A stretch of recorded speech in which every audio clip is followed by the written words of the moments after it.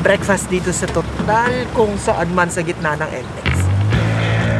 Kaya ayoko may face mask eh. Isang taon nang nakalipas simula nung nagtrabaho ako. Yun ay approximately 280 working days. Nagre-render yun ng 6,720 hours. Ganun na ako katagal na ikipagsapalaran dito sa professional na mundo.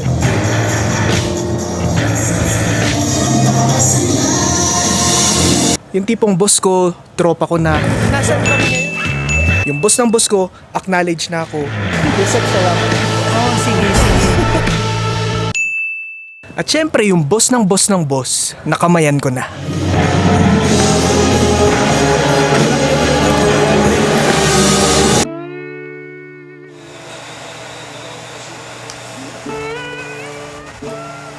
Kaso, itong video na to,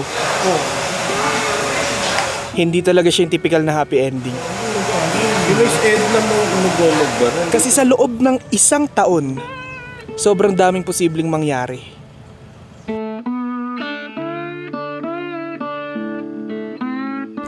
Paano mo i-define yung trabaho mo rito? Based sa experience? Paano? What do you mean? Kumbaga, ano yung experience mo rito sa pagtatrabaho dito sa government? Actually, mas chill siya. Chill siya, no? Mas Kumpara dun chill sa siya mga- compared sa hospital life. Yung mga pinapanood. In terms of toxicity, parang wala lang. Wala lang. Kasi sanay na sa toxic. Parang Meh, no? Meh. Hindi na... Andiyan naman tayo. Kumbaga, may sarili naman tayong mundo. Kapag ayaw sa atin, hindi... Sa atin. Oo. Kumbaga, gawa tayo sarili nating mundo. oo, totoo naman. Pero syempre, you do work. Oo naman. Yun naman yung Trabaho pa pinaka... din. Oo. Yun naman yung hindi ko isi-set aside kasi non-negotiable yun. Pinapasweldo tayo. Kaya mo, nakakaya. Tapos na sa office. Anong Tapos pinaka-boss natin? ini-interview ko siya. Yes, Ben. Okay na. Galawang berdugo, no? Alam nyo, isa sa pinaka natutunan ko talaga sa trabahong to ay kapag ka nagagamay mo na yung flow ng kung ano man yung ginagawa mo, lahat madali na lang. Hindi pong pakikipag-usap sa tao, pakikipag-usap sa kung sino-sino, mataas man, mababa yung posisyon nyo. Thank you. Thank you. Thank you. Sige, sa ulitin. Sir Jun, salamat. Sasabay ako sa inyo. Ma'am, thank you. Sir Randy, thank you sa meal. Hindi na siya magiging problema sa'yo. Ma'am Angie, Boy, sir! thank you. Uy, thank you ah. Opo. Pakasakay dyan, mama. Wala ba kaya? Yun yung pinakamagandang skill na natutunan ko talaga rito sa trabahong ganito.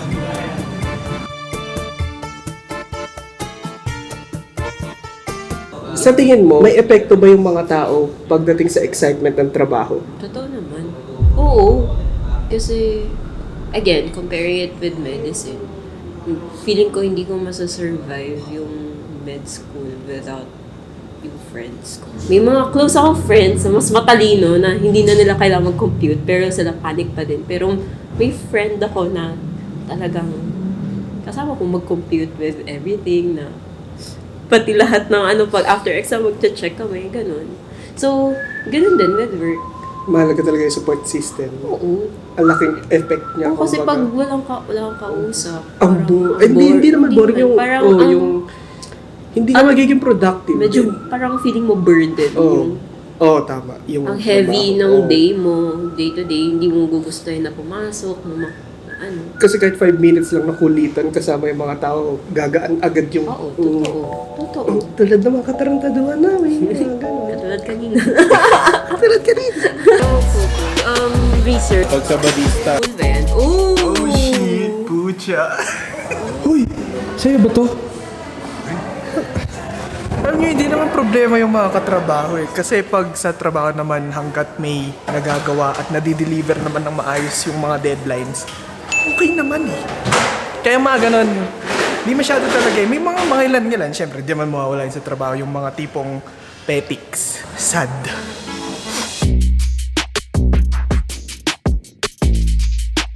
Meron ka bang tips para sa mga taong nahihirapan sa mga trabaho nila? You ask for help. Yun lang, no? Kasi kung tutusin naman, paano kapag sabihin natin separated sila sa environment nila, kumbaga sineset aside sila kaya outcast sila? Anong mabibigay mong tips sa kanila bilang professional na, kumbaga doktor na rin? Like, in-outcast. Oo. For example, Oo. kayo may sarili kayong groupie. Parang And then ganun. ako parang, I feel like I do not belong, ganon. Mm. Parang lakasan mo lang yung loob mo and then you try to ask. Kasi how are you gonna go on with your day-to-day work or life? Without asking, paano mo malalaman yun? Hindi mo nga alam kung kung ano talaga yung ginagawa mo. Kasi everything's new. Kumbaga hindi mo lang masyadong papansinin. Basta, Alin, yung ano, oo, ganun? yung bigat na nararamdaman sa loob mo. Oo, ano lang, acquaintance, like civil, like being civil. Wala tayong magagawa. It's work is work. Pero kung ikaw, aalis ka o hindi? I mean, sa trabahong yun, kung sakali. Kumbaga, yun nga, kung ganun nakabigat yung nararamdaman mo, magpaparaya ka ba na aalis ka o talagang... Ano yun? ipipilit? Ako lang talaga outcast na lang ako. Wala. Yung parang hirap na hirap ka na nga makibagay. Mahirap mag-say goodbye, pero sometimes you have to. So, aalis ka nga. Oo. Sometimes, ganun. Kasi ako mahihirapan eh. Yun nga yung... Baka makita niya na iiyak na ako. Pero in general nga, lalaban ka lang kung sakali. Oo. Ito yung pinili ko din eh. Lalo na pag gusto mo nga naman yung trabaho. But then, hindi ko naman nakikita yun dito eh. Kasi happy nga ako. Kaya nga pati kay Yusik na iyak din ako eh. Kaya Nakakisang tawa.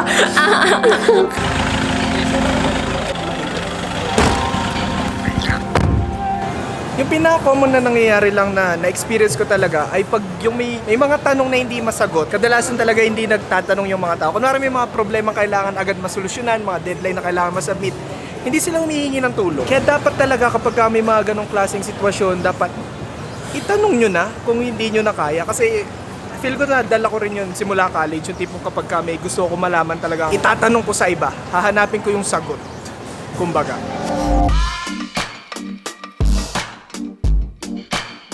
Paano mo ako madedescribe as workmate?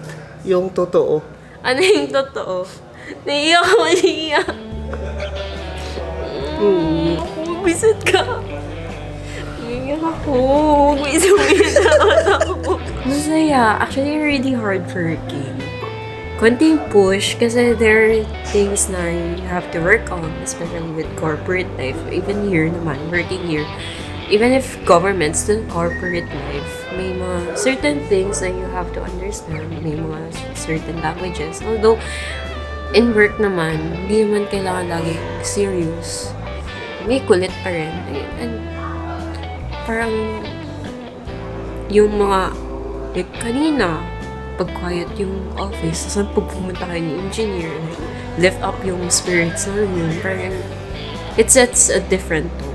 So, pero work-wise, you're really hardworking. And I know na gusto mo matuto din. Ganon. But, naiyak ka ba? Yun! Hindi, kasi Ako kasi, pagdating sa trabaho, talagang pag hindi ko maintindihan yung isang bagay, talagang aaralin ko siya. Hanggang sa magamay ko na siya ng todong-todo. Kasi para sa akin naman, alam ko namang di rin ako mahirap turuan. Kapag paulit-ulit rin naman talaga yung mga ginagawa, mas nagigets mo naman na talaga yun. As in, kahit paggawa pa lang ng video, kahit sa college, yung mechanical engineering, hindi talaga naging problema sa akin ang matuto.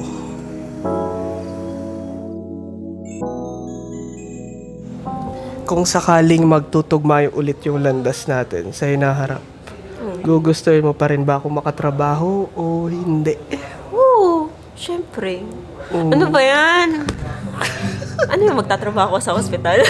Hindi naman, malay mo, bumalik ka DOH. Wala ka, forever ka ba DOH? Hindi naman. Pero alam mo yun. Oo, Wala. syempre naman. Why not? As long as, ano yun, kasama tayo lahat? Like, Pwede may naman. company tayo lahat. Oo. Hello, si engineer. si Sir Ansel. Lahat tayo. Yung family pa rin. Ba Yung kasi H yan, no? Ba't ba kasi tayo gumawa ng pamilya? Tapos ito, rin alam. kung baga, ano ba yun? Tapos bigla ka, Iyak! Naiiyak ako! good luck. Okay lang yan. Iyak ako! Nasa hindi mo ba mabuhos mo? Iyak ako. Hindi yan. Ay, alam ko naman na yung tono. Ayoko talaga ng mga ganitong klaseng ending. Pero iyakin kasi ako. Wait. I mean, hindi naman yun yung point, pero yun yung... Hindi ako babay ito. Grabe ka. Hindi naman nga, pero I mean... No, hindi naman ba? Physically, it's a babay. Pero hindi naman. Grabe. Iyak ako. Hindi.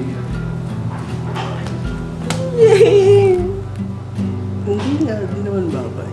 Pero, end of this chapter. Well, gaya nga nung sabi ko dati, hindi ang trabaho ang primerong aspeto ng trabaho, kundi ang mga nakapaligid sa'yo na tao. Kasi sa tingin mo yung katrabaho mo hindi masayang kasama, makakatagal ka ba? Sa loob ng isang taon, halos lahat ng emosyon naramdaman ko na sa trabaho. Kung alam ko lang na magiging isang teleserye ang buhay na ganito, pinaghandaan ko pa sana ng todo. Wala na. Paano na yung mga kataranta doon sa socials? Paano na yung mga malalalim na kwentuhan? 9 years. Paano na yung mga yun? Masasabi ko talaga na yung peak talaga ng opisina namin ay nung 2023. Yun talaga sobrang solid. At least, nangyari at naging masaya. Good luck sa inyong hinaharap at hanggang sa muli. Hindi ko kayo makakalimutan.